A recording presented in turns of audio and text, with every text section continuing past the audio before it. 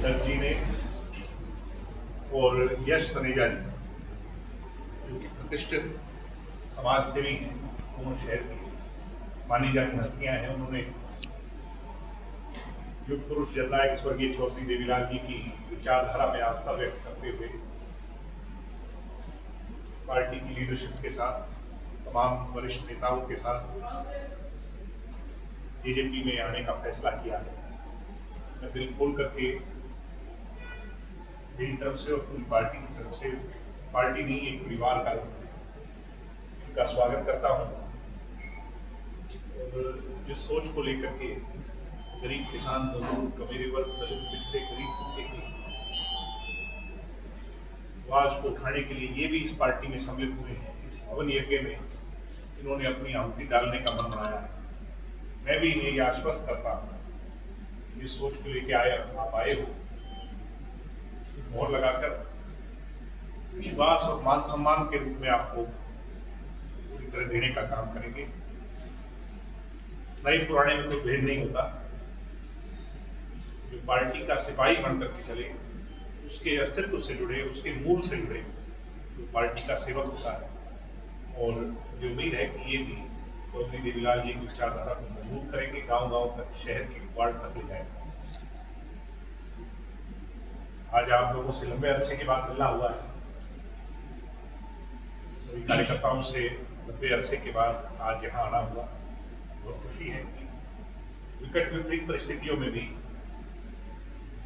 हमने अपने अस्तित्व को कमजोर नहीं बल्कि मजबूत बनाया। नए लोगों को पार्टी से जोड़ रहे हैं। भूल चूक से जो लोग किसी दूसरे रास्ते पर चले गए, दूसरी नाव में सवार हो गए, आज उन साथियों से भी हम चर्चा कर रहे हैं। और उन सभी फतेहाबाद जिले के साथियों को हमारा प्रयास है कि पार्टी की मुख्य धारा से जोड़कर अपने परिवार को मजबूत करें, और उसमें हम जरूर कामयाब होंगे। आज इसके अलावा हमारा एक पुराना साथी जतिन, वो भी पार्टी में शामिल हो रहा है, और भी सभी साथी से मैं संपर्क में हूँ। और जैसा आप सब जानते हो कि तीनों हल्कों में जेजेपी का जो प्रारूप 19 में था, हम उसे और मजबूत बनाएंगे। दतिया में पार्टी को मजबूत करेंगे, कोहड़ा में भी करेंगे, फतेहाबाद में तो निरंतर रूप से करेंगे। संगठन के आगे की गतिविधियां, कोई प्लानिंग? हाँ, पार्टी ने अपने तमाम जिला अध्यक्ष, मैं प्रधान जी को बधाई दूंगा, हरिवाल साहब को, और पूरी टीम, हमारी बढ़िया साहब बैठे हैं, हमारी सीनियर लीडरशिप है, वाद भी है, तमाम लोग बैठे हैं। और पार्टी बहुत मजबूत है जिले के अंदर। वो लोग जो मैं जैसे बता रहा था, कई बार होता है हालात, चुनाव में, परिस्थितियों में भूल चूक से कहीं किसी दूसरे रास्ते की ओर चले गए, उन सबको दोबारा ला करके अपनी माला को उन्हीं मोतियों से पिरोकर मजबूत बनाना है। जो लोकसभा इलेक्शन और विधानसभा इलेक्शंस के जो नतीजे थे वो आपके मन मुताबिक नहीं रहे, बल्कि कहीं ना कहीं मोराल उससे टूटा वर्करों का। अब आपने दोबारा से वर्करों को जोड़ना शुरू किया है, लेकिन आपको लगता है कि जो 2019 में जो उत्साह जसपा के वर्करों में था, वो उत्साह दोबारा मैं तो सिर्फ खामियाजा भारतीय जनता पार्टी के साथ होने का मतलब ना, मगर मेरा बड़ा सवाल आज उन लोगों से है कि जो प्रदेश के अंदर बात कहा करते थे कि बीजेपी की सरकार को चलता करने थे, उन लोगों के जाति पाती चेहरे के कारण और क्षेत्रवादी सोच के कारण हम बीजेपी को हराने में हरियाणा प्रदेश की जनता चाह करके भी नाकाम है। हमें तो जो खामियाजा भुगतना पड़ा वो सत्य है, वो किसी से छिपा नहीं, और समय आने पर हम उसे अपनी कमियों को, खामियों को दूर कर करके दोबारा मजबूत करेंगे। मगर आज वो लोग एक्सपोज हो गए जो कहते थे कि बीजेपी को हम ही चलता कर पाए, उन लोगों से लोगों ने किनारा कर दिया। विपक्ष का नेता भी नहीं चुना जा रहा है फिलहाल। ये भी तो अनफॉर्चुनेट है कि हरियाणा प्रदेश की 2.5-3 करोड़ जनता आज प्रदेश के अंदर जो डेमोक्रेटिक सिस्टम है उसका एक मूल्यवान पद, मुख्यमंत्री के बाद अगर दूसरा पद है विधानसभा के अंदर, तो वो नेता प्रतिपक्ष का है। विधानसभा का सेशन कंप्लीट हो जाता है मगर कांग्रेस पार्टी अपना नेता नहीं चुन पाती। इसका मतलब जो नेता नहीं चुन सकती वो जनता को भविष्य क्या देगी। तो लोगों ने ये मान लिया है कांग्रेस विकल्प नहीं।